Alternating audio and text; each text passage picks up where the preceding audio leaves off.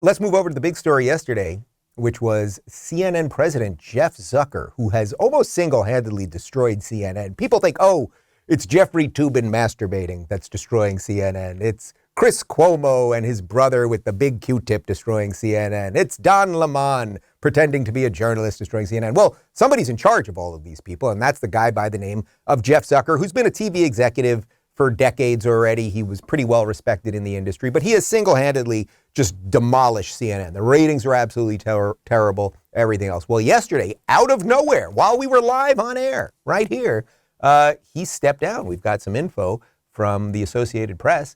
CNN President Jeff Zucker abruptly resigned Wednesday after acknowledging a consensual relationship with another network executive, an entanglement that came to light during an investigation of now fired anchor Chris Cuomo.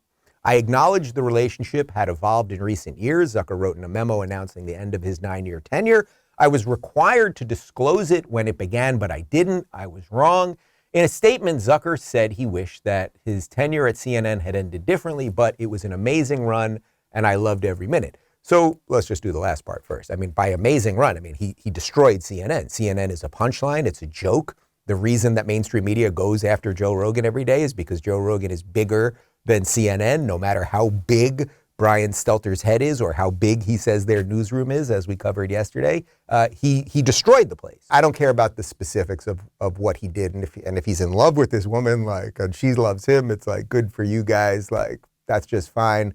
If it's a company policy he broke, so be it. The bigger issue here is that, as we talk about on this show every day, the mainstream ability, the corporate press ability to keep any of us feeling like they're telling us the truth has been completely destroyed by people like Jeff Zucker. I mean, his tenure at CNN was a disaster.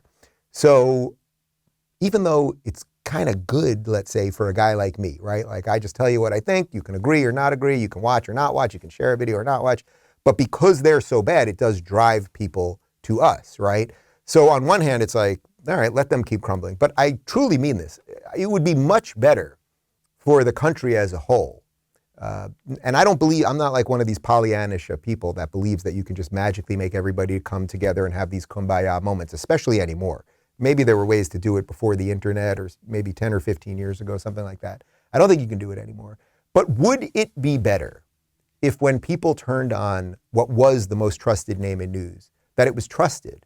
Would it be better when people opened up the New York Times, that was once all the news that's fit to print, was actually all the news that's fit to print and not all the news that's fit to make up or, turn into propaganda or whatever it might be, or leak stories from the Democratic administration and leak stories about a Republican administration? You guys get all that. Like, of course that would be better.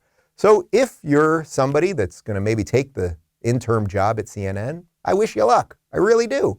I really, really do. And I hope you put on a freaking kick-ass show at 11 a.m. Eastern, right up against the Rubin Report, that is so good that people stop watching the show. But I don't think it's going to happen. And to all of that point, there's something else interesting going on in the cable news situation related to Tucker Carlson. And I thought this was really, really maybe indicative of what is bigger than just Jeff Zucker stepping down because of this relationship. This might really be the reason he's stepping down. We've got some info from The Wrap.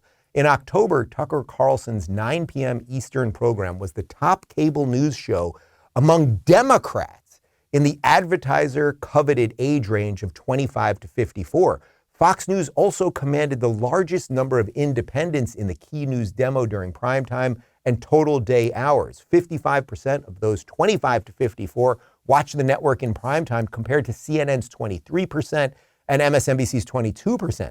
During total day hours, 58% of independents in the demo watched Fox News, 18% chose MSNBC, and 25% selected CNN. More surprising are the stats about Carlson and Fox News' poll with self-proclaimed Democrats. Of those demo-aged viewers surveyed who identified as Democrats, 39% chose Fox News, 31% chose MSNBC, and 30% chose CNN for programming from 8 to 11 p.m. Eastern. In total day viewership, Fox News grabbed 42% of Democrats aged 25 to 54, CNN nabbed 33%, and MSNBC got 25%. So look, the key part here, without getting lost in ratings or how actually legit they are or how many people are walking by things at bars or at, airports, wherever it might be. The key thing here is that Tucker is crushing it with relatively young Democrats. Do you see the shift that is taking place? Do you guys see it? Like, there is something massive taking place. And when you add all of these stories up, the people that lie losing audience, the people that are telling the truth or telling something approximate to the truth or talking about what real people care about, that their numbers are blowing up, whether it's Tucker or Rogan or whatever it might be. It's like there's a move happening. You throw in the trucker thing and you see people standing up. Something good is happening. Or I'm just drinking a lot of coffee. I'm not sure, but I think it's probably both, actually, to be quite frank.